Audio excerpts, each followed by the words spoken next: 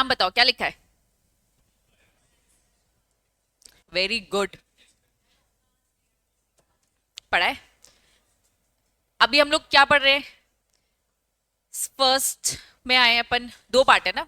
First part में तुम्हें अगर याद हो सेक्रा सभी ये सब, तो उसमें लिखा रहता था ना कि आईएफएससी खुद का एक्ट वाला है कि एसईजेड वाला है। तो उसमें क्या था, एग्जेम्पशन मिल जाती थी, याद आ रहा है? तो ये सारी चीजें वो बता रही है, ठीक है। पढ़ा है हमने, चलो आओ अब थोड़ा कंसेप्ट वाइज समझेंगे, ठीक। नाम बताओ, शॉर्टकट में क्या बोलते हैं इसे? आईएफएससी फुल फॉर्म याद करो, क्या है? International financial service centre.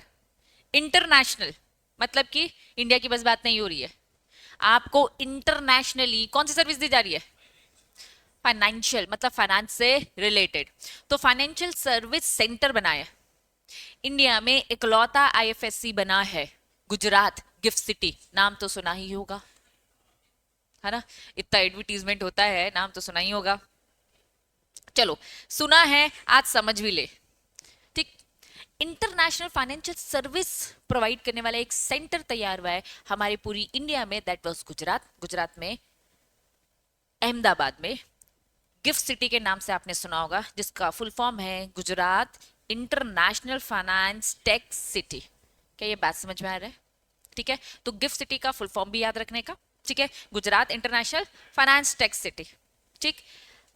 क्योंकि ये एसीजेड आपने बहुत कॉमन वर्ड सुना है, एसीजेड से क्या समझते हो पहले तो एसीजेड बताओ। Special economic zone means export import के लिए, ठीक है। तो एसीजेड एक वाइडर टर्म है, एसीजेड क्या एक वाइडर टर्म है, आईएफएससी उसका उसका एक पार्ट है। तुम अगर एसीजेड को समझते होंगे तो एसीजेड स्पेशल इकोनॉमिक जोन से एरियाज है, जिसमें आपको बहुत सारी छूट दी जाती है ताकि आप ज्यादा से ज्यादा एक्सपोर्ट करो और आपके देश में क्या आएगी, फॉरेन करेंसी आएगी, यही है। तो आईएफएससी भी एक स्टेप है जिसमें हम क्या कर रहे हैं, उन बिजनेसमैन को क्या करे, प्रमोट कर रहे, जो बाहर धंधा करेगा उसको हम इंटरनेशनल फाइनेंशियल सर्विस देना चाह रहे। कंसेप्ट क्लियर है? तो ये एक जूरिडिक्शन है, जूरिडिक्शन मतलब एरिया, जगह। तो आईएफएससी क्या है, जगह है, वो जगह है जहां पे हाईली हम कहाँ कॉन्सेंट्रेट रहते हैं, फाइनेंशियली चीजों पे कॉन्सेंट्रेट रहते हैं, मतलब high concentration of the financial institution. यहाँ पे आपको बहुत सारे फाइनेंशियल इंस्टीट्यूशंस मिलेंगे, मतलब यहाँ पे तुम्हें बैंक मिलेगा, यहाँ पे तुम्हें स्टॉक एक्सचेंज मिलेगा, एक्सेट्रा। अभी बीच में बहुत डिस्प्यूट हो रहा था बहुत टाइम पहले, बॉम्बे स्टॉक एक्सचेंज और नेशनल स्टॉक एक्सचेंज कहाँ पर है? मुंबई। और एक इंटरनेशनल स्टॉक एक्सचेंज खुला है, मालूम है ना? नहीं मालूम तो सुन लो अब, इंटरनेशनल स्टॉक एक्सचेंज खुला है गिफ्ट सिटी में। तो डिस्प्यूट हो रहा था कि जब बॉम्बे और नेशनल स्टॉक एक्सचेंज का है, मुंबई में है, तो अब इंटरनेशनल को वहां क्यों कर रहे हो? मोदी जी गुजरात, है ना? कॉन्ट्राडिक्टरी, ठीक है। चलो इन सब में नहीं पढ़ते, जो भी था, गुजरात को भी डेवलप करना है, हर जगह को डेवलप करना है। उस पॉइंट ऑफ व्यू से अगर हम जाए, ठीक है, तो वहां नहीं जाएंगे कि क्यों नहीं किया, ये सब खुद से रिसर्च कर लेना इसकी, है ना? पब्लिक प्लेटफॉर्म है, कमेंट आने लगते नहीं तो कि दीदी छोड़ो ना, मोदी जी पे क्यों आते हो, ठीक है। चलो, तो वापस आते हैं। आईएफएससी की बात करें तो आईएफएससी क्या है? आईएफएससी एक जगह है जहां पे इंटरनेशनल इंस्टीट्यूट हाईली कॉन्सेंट्रेट कर रहे हैं, इंटरनेशनल फाइनेंशियल सर्विस दे रहे हैं, ठीक है। तो इंटरनेशनल स्टॉक एक्सचेंज वहां पे ओपन हुआ है, यही सारी चीजें हम इस डिटेल में इस पूरे चैप्टर में पढ़ेंगे। तो क्या आईएफएससी का इंट्रो समझ में आया, चैप्टर का नाम समझ में आया? ठीक है, चलो आते हैं, पढ़ते हैं। International financial service centre authorities. अभी मैंने तो तुम्हें समझाया इंटरनेशनल फाइनेंशियल सर्विस सेंटर, लेकिन ये क्या होगी? अथॉरिटी। इसको मैनेज करने वाली, इस जगह को मैनेज करने वाली एक अथॉरिटी होगी। तो इस अथॉरिटी के बारे में भी इस डिटेल में हम पढ़ेंगे। तो चलो स्टार्ट करते हैं। क्या क्या पढ़ने वाले? इंटरनेशनल फाइनेंशियल सर्विस सेंटर पढ़ने वाले, इंटरनेशनल फाइनेंशियल सर्विस सेंटर की अथॉरिटी पढ़ेंगे, अप्रोप्रिएट रेगुलेटर्स पढ़ेंगे। अथॉरिटी और कौन है इसका रेगुलेटर, फाइनेंशियल प्रोडक्ट पढ़ेंगे और क्या क्या फाइनेंशियल सर्विस यहां मिलती है, ये सब पढ़ेंगे। डन, चलो स्टार्ट करते हैं। सबसे पहले रेगुलेटरी फ्रेमवर्क, यहां इन्होंने बोला हम इंटरनेशनल फाइनेंशियल अथॉरिटी का एक्ट पढ़ेंगे और इस अथॉरिटी के रेगुलेशंस, मतलब जैसे सेबी क्या है, सेबी अथॉरिटी है ना? सेबी क्या है? एक अथॉरिटी है। सेबी एक रेगुलेटर है, तो सेबी एक्ट पढ़ा, तो सेम ये कह रहे हैं भैया, international financial service centre authority act पढ़ेंगे और इसके साथ में रेगुलेशंस पढ़ेंगे। जैसे सेबी एक्ट पढ़ रहे हो और सेबी के रेगुलेशंस पढ़ रहे हैं, ऐसे इसमें भी है। लेकिन आपको आपके सिलेबस में इंट्रोडक्शन ही दे रखा है, बहुत डिटेल नहीं दे रखा है। यहाँ हम बस चीजें क्या लेते हैं, इंट्रोडक्शन लेवल, ओवरव्यू। प्रोफेशनल में बहुत डिटेल है, ठीक है। चलो, अब background on the capital market, security sector in the international financial service centre, ये जो पूरा है कुछ नहीं, मैंने इसे बस पॉइंट वाइज बना दिया है शॉर्ट में क्रिस्प कर, ठीक है। एक बार रीड करते हैं, आओ। Full form, international financial service centres help करता है किसको, डोमेस्टिक कंपनीज को, किस चीज के लिए, फॉरेन कैपिटल में एक्सेस मिल सके। चलो, दे एक्ट, इंट्रोडक्शन में जनरल बातें करेगी। They act as a channel for the foreign investment into Indian market. बाहर के लोगों को इंडिया में आना है, आ सकते हो, हमारे लोग को बाहर जाना है, आ जा सकते हो। हम यहाँ पे एक प्लेटफॉर्म तैयार करें जिससे आपको भाई कोई भी प्रॉब्लम ना जाए, फाइनेंस में आपको कोई इश्यू ना हो, आराम से बिजनेस चल सके। फंड्स जो भी इस इंटरनेशनल फाइनेंशियल सर्विस सेंटर में है can attract the capital for the various sector including startup को बोल दिया, इंफ्रास्ट्रक्चर्स को बोल दिया, भैया आपको अगर आना है तो प्लीज इन सेक्टर्स में आओ, यहाँ पे इसको लेकर फंडिंग मिलेगी, ठीक। Indian entities can raise the capital through the foreign currency. Indian companies को क्या चाहिए, फॉरेन करेंसी भी चाहिए, तो भैया यहां इस प्लेटफॉर्म में मिल जाएगी। ये क्या है, बॉन्ड तो सुना था, मसाला बॉन्ड कहां से आ गया, ठीक है। अभी masala bond, vanilla, plain vanilla bond पढ़ा है, बताओ, वेनिला पढ़ाओ। गुड, विदाउट इंटरेस्ट रहता है, वेरी गुड। अच्छा, आइस, यही लॉजिक ही बता रही हूँ मैं। वेनिला आइसक्रीम खाते हो, प्लेन होती है, बस एक्चुअली में वो प्लेन होता है ना, तो नाम रखना था, इंडियन मार्केट है यार, इंडिया को नाम रखना है, अपने जैसे नाम रखेगा। प्लेन, प्लेन है मतलब इंटरेस्ट विंटरेस्ट हर चीज फ्री, कोई नाटक नहीं, कुछ ज्यादा रिस्ट्रिक्शंस नहीं। मसाला, समझ जाओ, मसाला, इंडिया में वैसे इतने मसाले हैं भैया, है ना, तो बस इंडियन नेम है, एक्चुअल में नाम इनके ना काम के हिसाब से रखा है। इनकी जब डिटेलिंग में जाओगे, जो डिटेलिंग अभी तो है नहीं, फिर से प्रोफेशनल, ठीक है, जब डिटेल में जाओगे तो पता चलेगा कि भैया बहुत नाटक है इन बॉन्ड्स में, अगर बहुत नाटक है, बहुत ज्यादा रिस्ट्रिक्शन है, that was masala bond, vanilla bond, ऐसे नाम होते हैं। डन, बहुत होते हैं। अरे यार थोड़ा इंडियन टच होना चाहिए यार, नहीं। चलो, तो इन्होंने बोला फॉरेन करेंसी, और क्या लिखा, मसाला बॉन्ड, ये सब बाहर निकाल रहे। अब जैसे बाहर के लोग इंडिया में आते हो तो अपना नाम लेकर आते ना, कि इंडियन नेम लेकर आएंगे, भाई तुम अपना ओरिजिन भूल जाओगे क्या, हम इंडियन है, अपने नाम रखेंगे, ठीक है। IFSC infrastructure include stock exchange, यहाँ इंटरनेशनल फाइनेंशियल सर्विस सेंटर में, इस जुरिडिक्शन में, अहमदाबाद में जो ये खुला है, गिफ्ट सिटी खुला है, यहाँ पे आपको स्टॉक एक्सचेंज भी मिलेगा, क्लियरिंग कॉर्पोरेशन जानते हो, क्लियरिंग कॉर्पोरेशन में मिलेगा, और अदर फाइनेंशियल, मतलब ये सारे लोग वहां बैठे हैं। मतलब अगर तुम्हें इंटरनेशनल लेवल में अगर काम बढ़ाना है ना, तो चुपचाप वहां चले जाओ, वहां आपको हर तरीके की हेल्प मिल जाएगी इंटरनेशनल लेवल में। बात समझ में आ रही है। आईएफएससी अथॉरिटी रेगुलेट करता है इस पूरे मार्केट की एक्टिविटी की, सब सारी चीजें सही हो रही है कि नहीं, तो अथॉरिटी भी है यहाँ पे। Aim to match the global best practice, कुल मिलाकर हमें बच्चों वर्ल्ड लेवल में, ग्लोबल लेवल में क्या होना है, ग्रो करना है। इस कारण से हम इसको करें ना, बॉम्बे और नेशनल स्टॉक एक्सचेंज तो था ही ना, मतलब अब इंटरनेशनल स्टॉक एक्सचेंज अगर इंडिया में आ गया है, दैट मीन्स इजीली खरीदा जा सकता है। तुम मुझे बताओ, एडीआर जीडीआर सुना है ना तुमने, बताओ जरा एडीआर जीडीआर क्या होता है। इंडियन कंपनी बाहर से, और बाहर वाले को इंडिया का खरीदना है तो उससे पहले क्या खरीदना है, डिपॉजिटरी रिसिप्ट खरीदना है, मतलब डायरेक्ट इक्विटी नहीं खरीद पा रहा है, और हम भी नहीं खरीद पा रहे, सच बताएं हम भी नहीं खरीद पा रहे। अगर इंटरनेशनल स्टॉक एक्सचेंज अगर इंडिया में है, दैट मींस क्या हो रहा है, डायरेक्ट खरीदना बेचना हो रहा है। ये डिपॉजिट रिसिप्ट फिर कंसेप्ट, लेकिन खत्म नहीं हुआ ये, जिसको जिस रूट से जाना है जाओ। अरे भाई आईटेक्स को अगर पैसे की जरूरत है, मुझे इक्विटी भी इशू करना अलाउड है, प्रेफरेंस भी अलाउड है, डिबेंचर भी, बॉन्ड भी, मर्जी मेरी ना।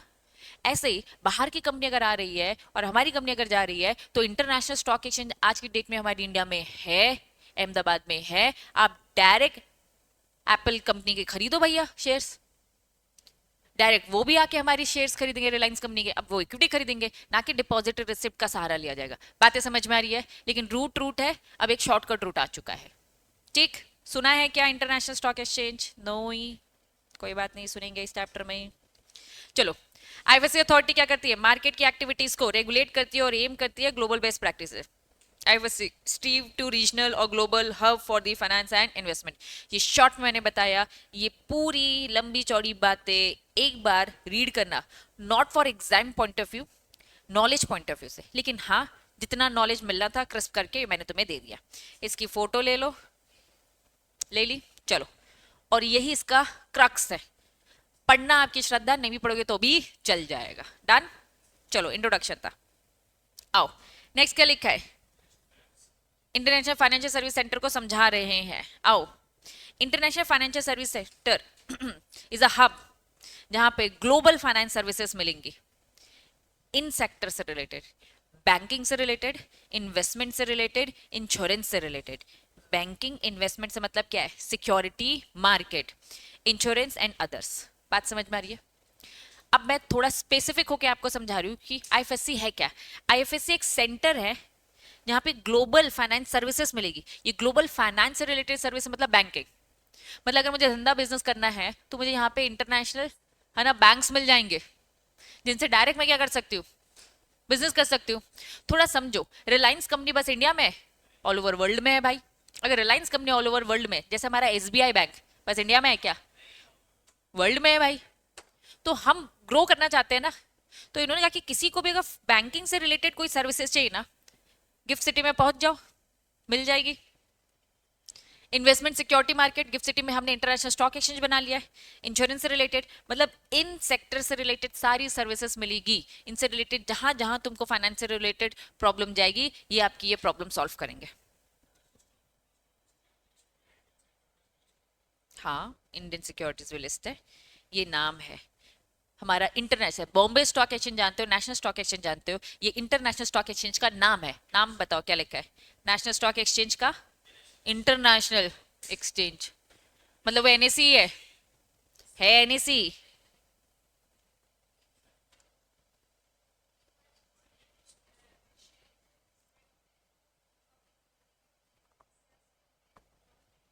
सबके होते, it is just like a normal stock exchange. अब समझो, आईटीएस कंपनी को अभी तक बॉम्बे और नेशनल में, बॉम्बे और नेशनल स्टॉक एक्सचेंज में करी थी ना, मैं कह रही नहीं, मैं चाहती हूँ कि बाहर के फॉरेनर्स भी खरीदे ना, तो मैंने कहाँ लिस्ट करवा दिए? इंटरनेशनल। इंटरनेशनल स्टॉक एक्सचेंज का नाम बताओ क्या लिखा है? एनएसी का, एनएसी का इंटरनेशनल एक्सचेंज है, ठीक है, एनएसी का इंटरनेशनल एक्सचेंज है। बाइंग यूएस स्टॉक, इसने from the India made easy. ठीक है, अभी और डिटेल पढ़ेंगे इसके, अभी मैं बस नाम बता रही हूँ। नाम कुल मिलाकर क्या है? एनएससी ने ही अपनी दूसरा एक स्टॉक एक्सचेंज ओपन कर दिया इंटरनेशनल के लिए, मतलब बीएससी से आगे जा रहा है एनएससी, इंटरनेशनल खोल दिया है। दो तो क्या है डोमेस्टिक लेवल में, नेशनल लेवल में चल रहे हैं, और ये क्या है? इंटरनेशनल है। मतलब यहाँ पे फॉरेन कंपनी भी, एप्पल कंपनी भी अपनी लिस्ट कराएगी, रिलायंस कंपनी के भी शेयर्स दिखेंगे, जिसको जो खरीदना है खरीदो। बात समझ में आ रही है? लेकिन अगर एप्पल कंपनी हमारे बॉम्बे और नेशनल स्टॉक एक्सचेंज में आती तो क्या बनकर आती? आईडीआर बनकर आती। बात समझ में आ रही है? हम दूसरे, तुमने लंदन स्टॉक एक्सचेंज सुना होगा, यूएस का स्टॉक एक्सचेंज सुना होगा, हम वहां पे एडीआर जीडीआर बन के दिख रहे हैं। बात समझ में आ रही है? मतलब हम डायरेक्ट नहीं दिख रहे हैं, लेकिन अगर इंटरनेशनल स्टॉक एक्सचेंज हम यहाँ लेके आएंगे तो हम यहाँ डायरेक्ट दिख रहे हैं, कोई भी खरीद सकता है। एप्पल कंपनी यहाँ पे डायरेक्ट दिखेगी, खरीद सकते हैं। बातें समझ में आ रही है? तो इंटरनेशनल स्टॉक एक्सचेंज का नाम याद रखने का। डन, चलो।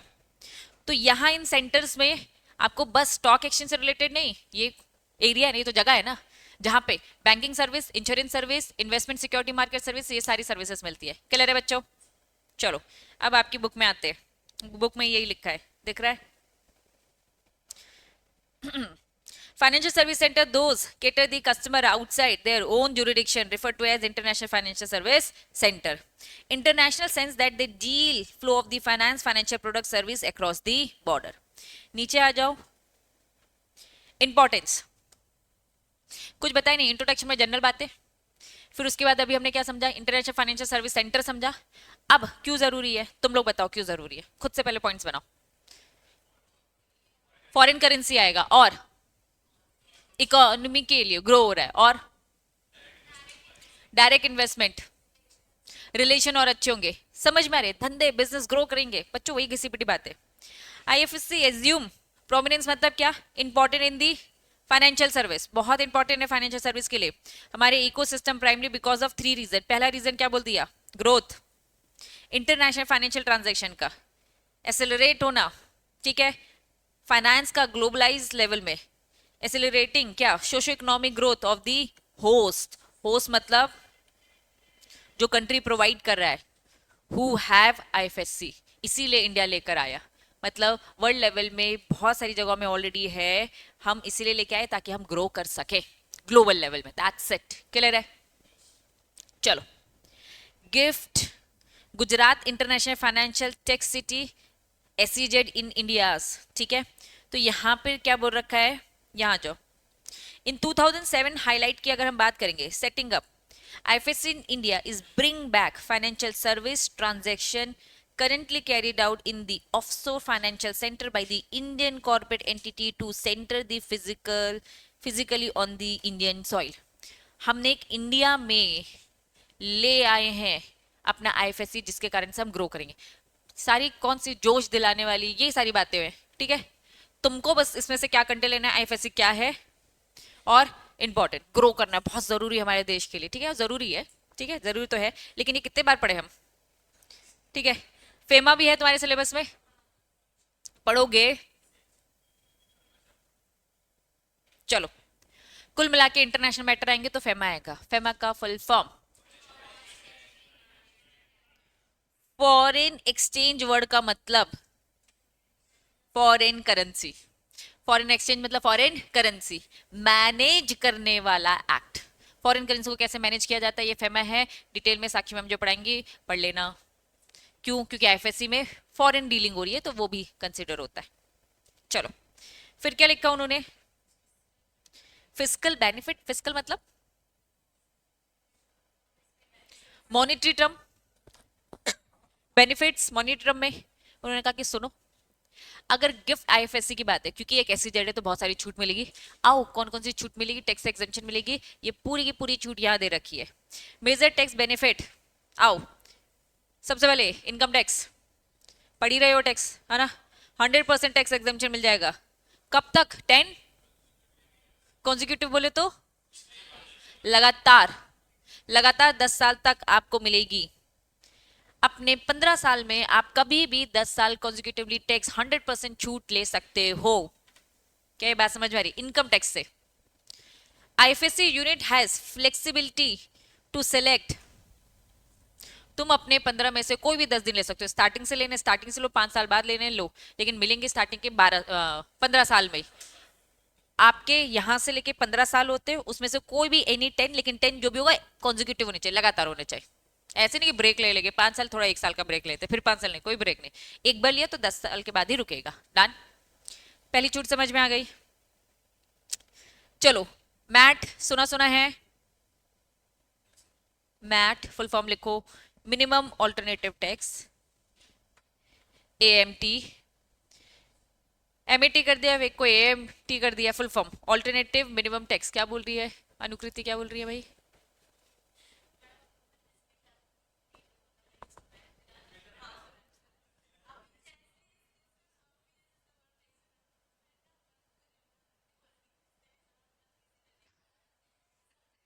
को याद रहता है मतलब, वेदांत गुड।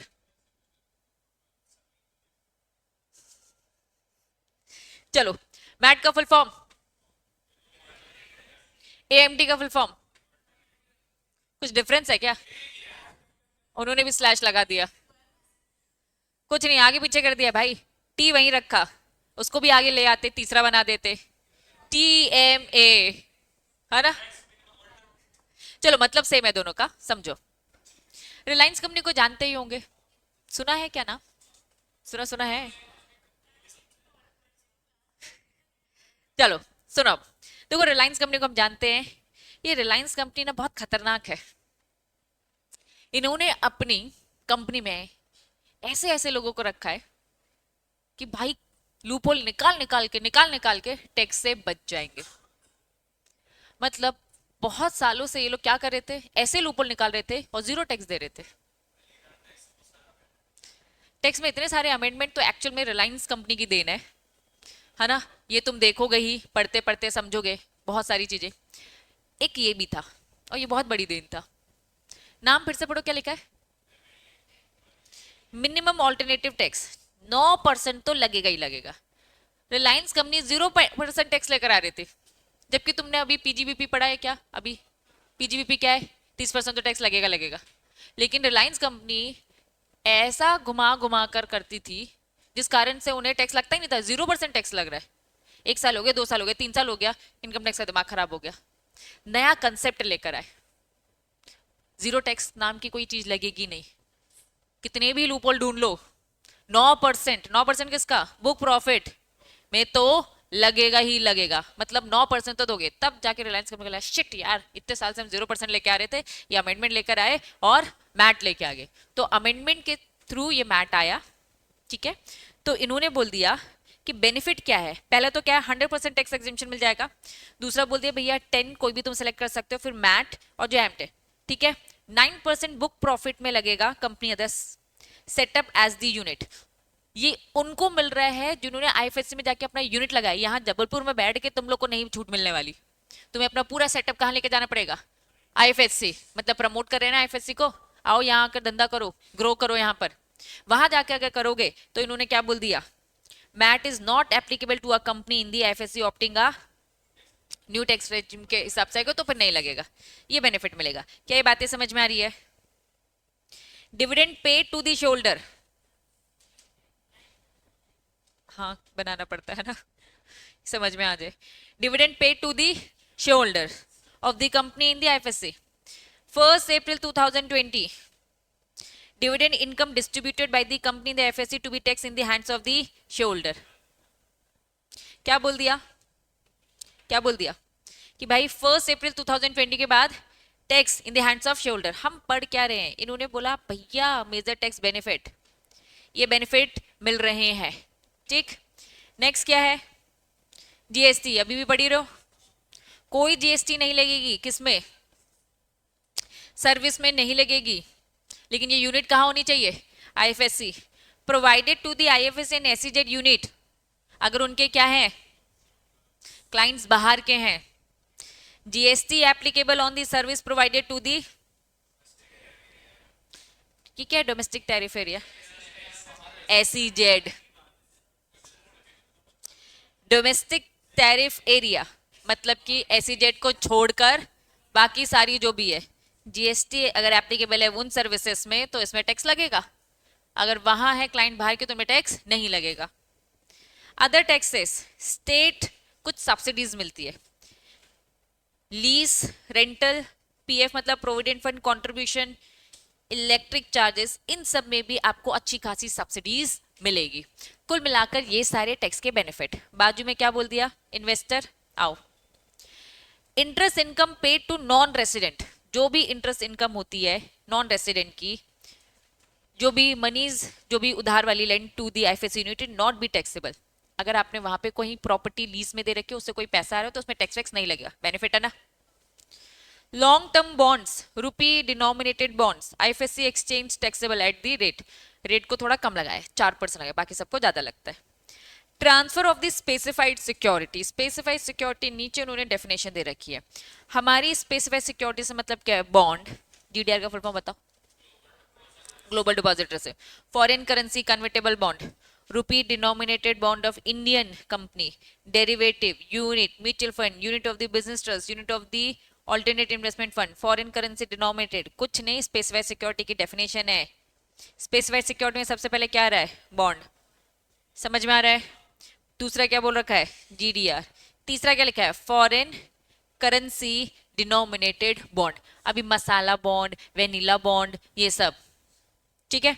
चलो, रुपी डिनोमिनेटेड बॉन्ड, इन्होंने बोला एक बॉन्ड है जिसमें फॉरेन करेंसी मिलेगी, एक है जिसमें रुपी मिलेगा।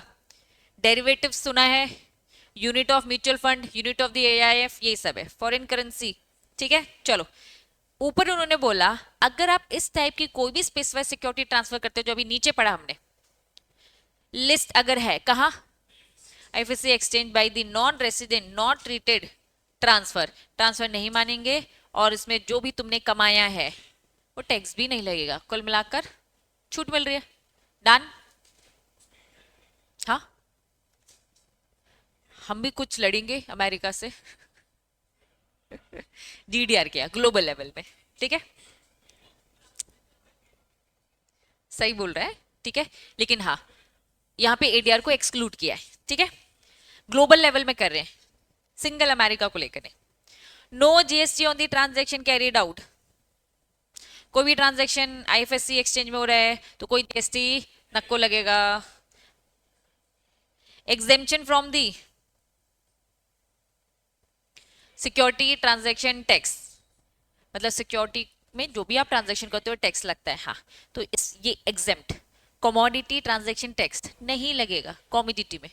देन स्टैम्प ड्यूटी में छूट in respect of the transaction, कोई भी अगर आईएफएससी एक्सचेंज में करो, कुल मिला के सारी छूटे, पूरी छूट की लिस्ट समझ में आ गई। इन्होंने कहा भैया ये सारे टैक्स तो निल लगेंगे, अभी पढ़ा security transaction, commodity, dividend distribution, long term capital, short term, भैया निल, 0% टैक्स, छूट, कुल मिलाकर एसईजेड है, प्रमोट कर रहे हैं, यहाँ आके धंधा पानी करोगे तो हम आपको भारी भरकम छूट देंगे। क्लियर है बच्चों?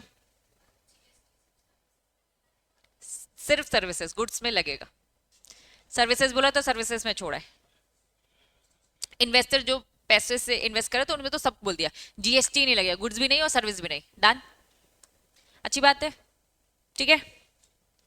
अब बहुत जनरल टॉपिक, आईएफएससी हमारी डोमेस्टिक इकोनॉमी के लिए नेसेसिटी है, हाँ, पहला क्या लिखा है, offshoring, offshore international financial service के लिए, जैसे gift IFSC setup, transform India from being importer becoming exporter. भैया इंपोर्टर से एक्सपोर्टर बनो ना, इंपोर्ट में पैसा जाता है, एक्सपोर्ट में पैसा आता है। इंडिया इकोनॉमिक ग्रो, क्या लिखा है, ट्रेजरी, मतलब एक पाथवे बनाना चाहते हैं हम। Platform development of India as well as sustainable development goal, हमारा 2020 का गोल है, इसे अचीव करना है। इसी जनरल तुम लोग को है ना स्मार्ट बनाना है, ठीक है, खत्म।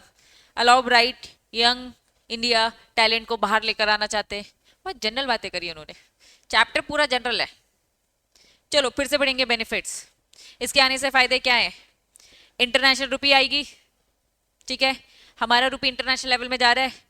Gateway for the inbound outbound, मतलब क्या, इंपोर्ट एक्सपोर्ट, ठीक है। Procure our own requirement international financial banking capital market insurance, international level में जा रहा है। एम्प्लॉयमेंट जनरेशन हो रहा है, ग्रो करेगा तो होगा। Regional financial integration, regional level हमारा भैया इंटरनेशनल लेवल में जा रहा है।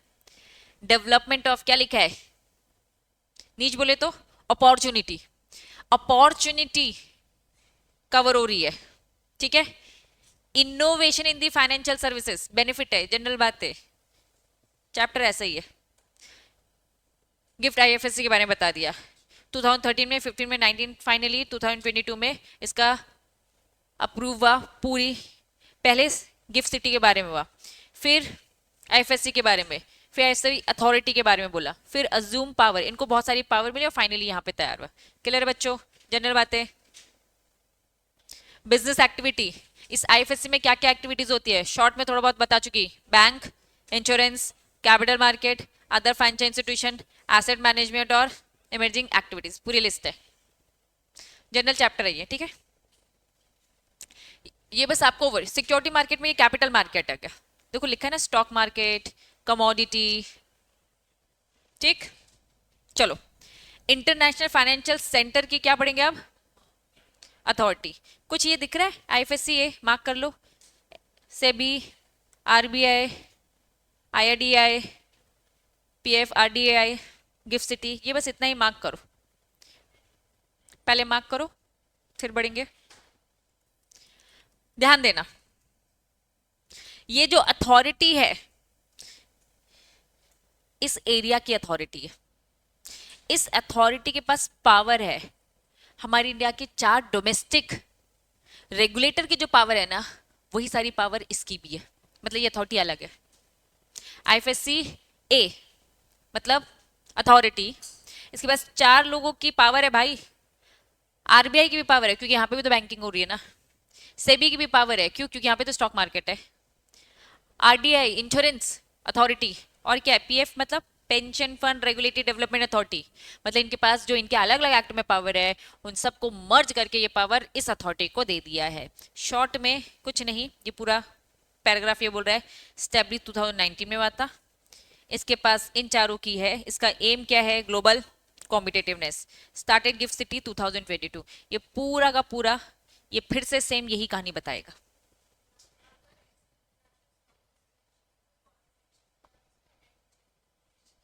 इन्हीं की अथॉरिटी में, इनका ही खुद का सिस्टम बना हुआ है, ठीक है, इनका सब कुछ डिफरेंट चलेगा।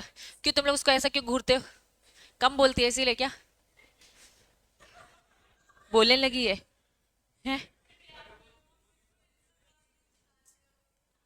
सॉरी यार, समझाना पड़ेगा तुम लोग को, है ना। चलो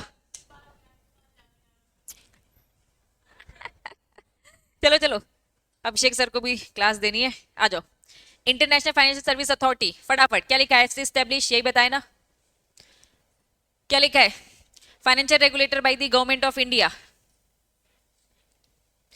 इस अथॉरिटी को किसने बनाया है, किसने बनाया है, गवर्नमेंट।